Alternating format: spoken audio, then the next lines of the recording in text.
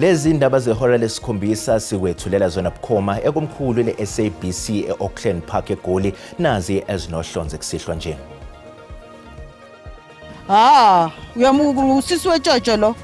Umuhle kabi lo. Thathi Jojo. Bengizomdisciplina phela. Amaphoyisa omkhandlu dolobha waseGoli ebengazibekile phansi namhlanje ehlola izimoto njengoba ebebambe uhlelo lwezivimbamgwaqo eSoweto. Uyaqinisekisa ukuthi kuzoqhutshekwa kubandiswane, uqinisekisa ukuthi KwaZulu-Natal kuba isifundazwe esiphumelelayo. Amaphoyisa omgwaqo KwaZulu-Natal abophe abashayeli bezimoto abangaphezulu kwama-80 ngokushayela bedle yamponjwana njengoba iqhubeka imikhankaso yokuqinisekisa ukuphepha emgwaqweni yakulesa sifundazwe.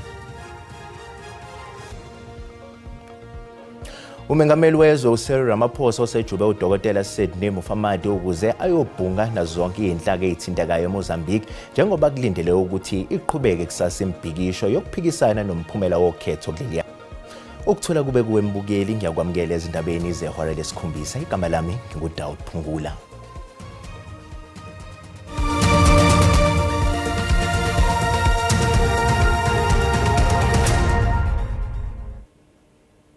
Umnyango wamaphoyisa kamasipala waseGoli uthi uzoqhubeka nezinhlelo zawo okuhloswe ngazo ukuqinisekisa zokuphepha emgwaqweni ngalesi sikhathi samaholide asehlobo. Amaphoyisa omgwaqo abamba uhlelo lwezivimbamgwaqo emgwaqweni uChris Hani eSoweto eGoli. Usigaxa amabhande emaphoyiseni omgwaqo uXolani Fihla ugeqe amagula ngalesivimbamgwaqo wathi babheke kakhulu labo abashayela becule ezinkanjini zikaFaru kanye nalabo abangenazo izincwadi zokushayela. We are checking for driver and vehicle fitness, driving licenses or any other documentation that a driver needs, but also with vehicle fitness if the vehicle is roadworthy and it is permitted to be on the road. Ufihla uthi nasemgwaqeni engothela wayeka kuleli amaphoyisa omgwaqo ankanisile ngakho ke alfakwa lubuya nodaka. Do have deployments on all the major routes within the city of Johannesburg, and that's the freeways, that's the M1, that's the N3 and the N1 as well. You know, the N1 traveling between Limpopo and the Gauteng province, and also the southern part of the country like the Free State, and the N3 for vehicles coming on traveling between Gauteng and KZN.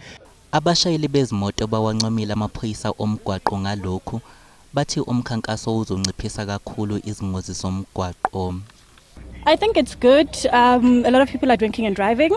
I think it's also safe so that, you know, the cars are valid, drivers are valid as well. Khona befikayo like imkodu sisilo ungibulisile nje kahle nje wathi sawubona mama sicela ukucheck i-license. Abafuthi Jojo. Uyamukulu Jojo lo. Umuhle kabi lo. Thathi Jojo. Bengizomdisciplina phela. Abashayeli bayanxuswa ukuthi bashayele ngokucophelela emgwaqeni futhi bathobele imithetho yomgwaqo. Kusenjalo amaphoyisa omgwaqo KwaZulu-Natal abopha abashayeli bezimoto abangaphezulu kwama-80 ngokushayela bedla mponjwana njengoba iqhubeka imikhankaso yokuqinisekisa ukuphepha emgwaqweni wakulesa sifundazwe. Umnyango wezokuthutha KwaZulu-Natal uthi sehlile isibalo sabantu abaphangalala ezingozini zomgwaqo kulesikhathi samaholide asehlobo, kanti umnyango wezokuthutha ushayela ihlombe bonke abashayeli abakwazile ukuthobela imithetho yomgwaqo. Odriver abaningi abala KwaZulu-Natal kanye nezivakashi zethu ziphathe kahle emgwaqeni. Mangabe ubheka nje sibe ne-decrease ka5% uma ubheka abantu abashile emgwaqeni. Ungqongqoshe koSponsor Duma unqoma kakhulu abashayeli, unqoma kakhulu nemboni yamatekisi ukuthi ke kube khona ukusebenzisana nokuyiphatha kahle. Umnyango wezokuthutha KwaZulu-Natal uthi usebenze ngokuzikhandla ukuqinisekisa ukuthi ingqalasizinda yomgwaqo isesimweni esihle emva kokuthi yayicekeleke phansi ngenxa yezikhukhula. Kusenjalo amaphoyisa aqhubeka nokuqapha isimo njengoba sekusondele isikhathi sokuhlukaniswa konyaka. Njengoba ke sesiya ku New Year uyacela ukuthi ke abashayeli baqhubeke bayiphathe kahle. Uyanqoma ukuthi ke imboni ezamatekisi ukhona ukusebenzisana, abantu bahambile baye endaweni ezihlukahlukene bavakashela imindeni yabo, bavakashela izihlobo babuyela kwimindeni yabo. uChristmas ube nemfudumalo uyaqinisekisa ukuthi kuzoqhubeka kuzoqhutshekwa kubandiswane uqinisekisa ukuthi KwaZulu-Natal kuba isifundazwe esiphumelelayo. unxuswa bonke abashayeli ukuba bashayele ngokucophelela njengoba kulindeleke ukuba izivakashi zibuyele ezifundazweni ezihlukene. Kunxuswa ukuba kube nokuthula kwadluliswa namazwi enduduzo njengoba bengcatshwe isikhulu ematekisini uAlbert John Sithole eSoshanguve enyakatho nePitoli namhlanje. uSithole obese neminyaka engama-59 ubudala udutshele washona ngomsombuluko ekseni. Ibekwe endaweni yayo yokugcina indoda okukholakala ukuthi ibibophezele ikundleni eziningi zebhizinisi futhi ebineqhaza ekusungulweni kwemboni yamatekisi. I spoke to Dallas on Sunday. I phoned him. His last words were, I love you so much. Umndeni wakwaSithole okubuzelwe yife lemnyama usale ukhungathekile uthulahlekelwe insika yawo. Njengoba kulokhu ngena amazwi enduduzo, uSithole uchazwe njengomuntu obebambe elikhulu iqhaza emphakathini. Dallas was one of the most energetic and hard-working people I've gotten to know and appreciate in my life. Udutshulwe ngoyaba lweinhlamvu kanti lesi sigameko sesiqubule ukwesaba kwabamatekisi eTshwane. uSithole bengunobhala ehhovisi longamela inhlangano yamatekisi asebenzele endaweni nawe bangelide.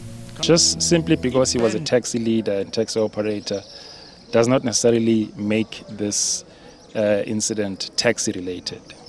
So that's the first thing I just want to clarify. But from the taxi industry's perspective, we'd like to say, let's continue keeping peace. Let's maintain the peace.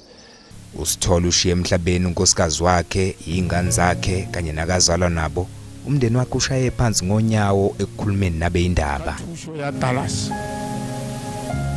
Le lekgotla la gagwe. Le basalpo le president ya rena. Ke bolokile ngwana ko re ga ke mo lebeletse so. Umengameli wezwe uCyril Ramaphosa osejube uDokotela Sydney Mufamadi ukuze ayobhunga nazo zonke izinhlaka ezithintekayo eMozambique njengoba kulindele ukuthi iqhubeke kusasa imbhikisho yokuphikisana nomphumela wokhetho kuleli yazwe. Iningizimu Afrika njengezwe lungumakhelwane isithathe isinyathelo sokuxoxisana nezinhlaka ezithintekayo kuleli yazwe malungana nesimo esiqhubekayo sezombusazwe kanye nokuphepha. uMufamadi uhlangane nomongameli osephuma kuleli yazwe uPhilip Nyusi nakube uNyusi ethi isimo siyalawuleka kepha sekwenze komkhulu umonakalo kusukela kuqale izibhelu. Kuloku kubalwa ukucekelwa phansi kwengqalazinda kahulumeni, ukusha kwamahhovisi eFrelimo, ukuzidapela impahla kanye nokushiswa kwamabhizinisi. Njengoba unyaka u-2024 usonga ngolesibili phakathi kwamabili, uma sibheka phakathi kwezinye ebeziveleleke kwezombusazwe yilezo ebezithinta kakhulu okwakwaba umongameli wezwe uJacob Zuma. Unxamalalo ukhonjwe indlela ku-ANC ngemva kweminyaka ebalelwa ema-65 eyilunga eliqavile eqenjini. Uxoshwe ngenxa yesinqumo sokuziyamanisa kwakhe neqembu umkhonto wesizwe nokuyiqembu eligiliza izimanga ngokhetho lwangoNhlaba.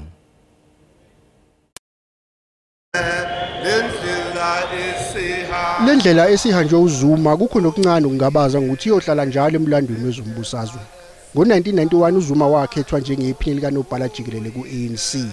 Phakathi kwezinye zezikhundla ezigqamile azibambile ngaphambi kokuba umengameli, wake waba uhlalo kazwelonke waphinde waba yiphini likamengameli eqenjini. The ANC was banned, of course, was part of its secret structures underground.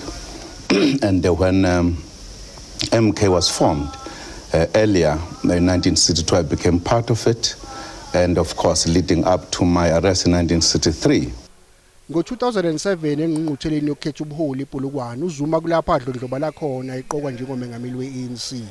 Esigabeni sehlandla lesibili njengomengameli wezwe zaqala ukuqonga izinkinga ehlalweni angena amanzi endlini.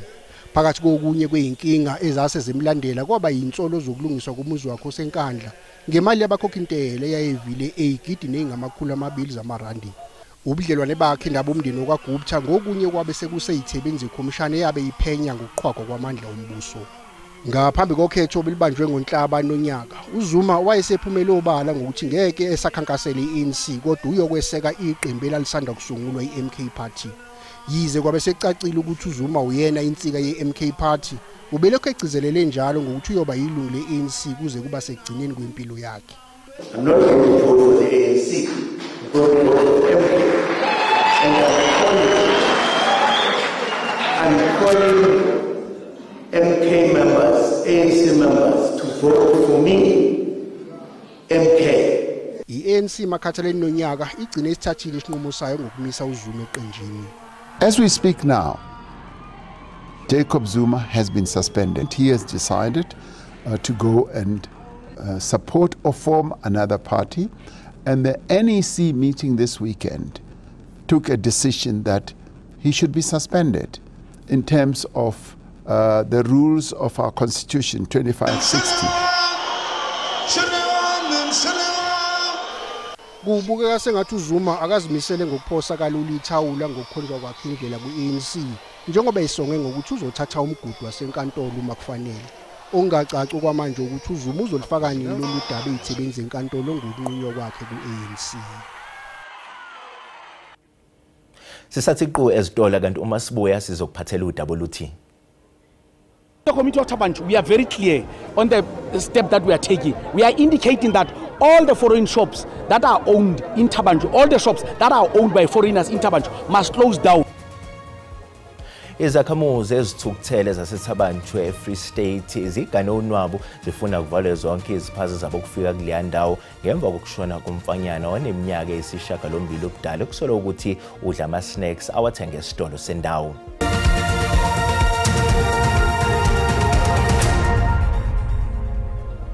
Sikubingelele sikwamukela uma ngabe usanda ngena odabeni oluphambili besibika ukuthi amaphoyisa omkhandlu dolobha waseGoli ebengazibekile phansi namhlanje ehlola izimoto njengoba bebamba uhlelo lwezivimbamgwaqo eSoweto.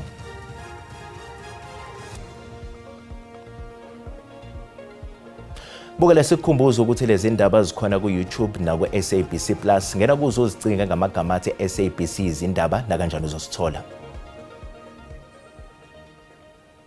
Izakhamuzi zaselokishini iseShekho ngaphandle kwasePolokwane eLimpopo zinxusa abazali ukuthi babambe iqhaza ekunqandeni ukukhulelwa kwamantombazane asemancane ngemva kokubeletha ingane kwentombazanyana eneminyaka eyi-13 obudala ngoKhisimusi.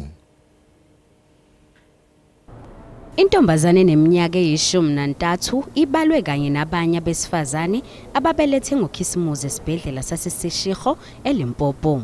Umphakathi wakulesigodi uzwakalise ukudumala wathi kumele kwenziwe okuthile ngesibalo sokukhulelwa kwamantombazane asemancane. The problem is we are raising our kids on our own. Everywhere, raising them as a community. I think this thing we were gonna be able to minimize it. Inhlangano engenzi inzuzo igxeka abazali abangazifaki ngendlela ezeluleko ezinganeni zabo. When we do our camps, we managed to find out that the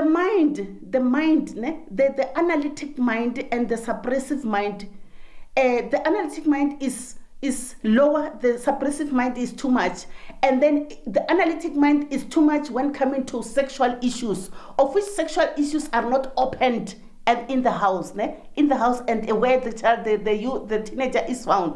Undunankulu Ramathuba uthi ukuphumelela kwaleli cala kuzothumela umyalezo oqinile kulabo besilisa abagaqela izingane. Remember last year one said, at that time I was still in health, to say until such time we get one of these older men who prey on our children getting arrested and successfully being convicted, we are not going to win on this matter. Izinhlangano eziningi zabesifazane kulindeleke ukuthi zibhikishe ngaphandle kwenkantolo lapho kuzovela khona lo msolwa. Isizwe samahlubi sesinxuse abaholi bomdabu nohulumeni ukuthi babambisane ukuze kugwenywe ukuphangalala kwabasoko esifundazweni iEastern Cape. Isiko lokwaluka phakathi kwesizwe samahlubi liqhayiya nesiko lezisa kuzethemba kwesisizwe. Bathi ngalo lonke ixesha baqinisekisa ukuba balenza ngokusulungekileyo kungabikho ziphena xanasi khona kuze abantwana baye baphinde babuye bephilile. Impilo yomntwana siyayijonga kakhulu engekayi kwa le esikolweni esikhulu. Sibonisane kulula ke ngokuba neDepartment of Health iyakwazi bayincedisane nathi, amapolisa ayakwazi bancedisane nathi. Zonke ke ezi departments ndizibekayo kanye ndivuya abantwana bam babuya bephila babuya bonwabile seshuba kuzoqala ubomi obutsha ngokwempilweni yabo. Iinkokheli zomthonyama zithi ukuba ngakho kusebenzisana phakathi kwarhulumente kunye nenkosi ukusweleka kwabantwana ingasisisombululo sanaphakade. Siyayoyika lento yokuthi kungavalwa initiation school kuba ipractice kakuhle kakhulu. Xa unovala into yenziwa kakuhle ndicinga ngoku ingaba nomthelelo engalunganga engemihlanga into yoba abantu bazovele bayenze illegal kanti lento siyenza legal. Ndinkululeko Nyembezo, iindaba ze-SABC eMatatiyele. Izakhamuzi zaseThabanchu Free State ezithukuthele eziganweni wabo zifuna kuvalwe zonke iziphaza zabo kufika kuleya ndawo ngemva kokushona komfanyana oneminyaka eyisishiyagalombili ubudala okusolwa ukuthi udla ama-snacks awathenge esitolo sendawo. Akubanga isikhathi samaholide sihle emndenini wakwaModise njengoba nje eminye imindeni ijabulele ukuba ndawonye kulesi sikhathi. Njengamanje lo mndeni sekufanele uhlele umncwabo wothandiweyo wayo. Lo mndeni uthi namanje akukholakali. Ndi-25 ngihlothile yena lethaka. Ngomhla ka-25 sasindawonye kanye nezingane zakwabo. Kwathi ngehora lesithathu ntambama wabe eseshonela endlini. Amile habohloko because lena kongnyele ngore ngwana ke Kafushane uthi kusiphazamise kakhulu lokhu.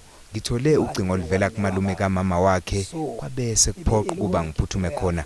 Mangifika ngifike sebegcwele ibala abantu belinda amaphoyisa ukuba afike.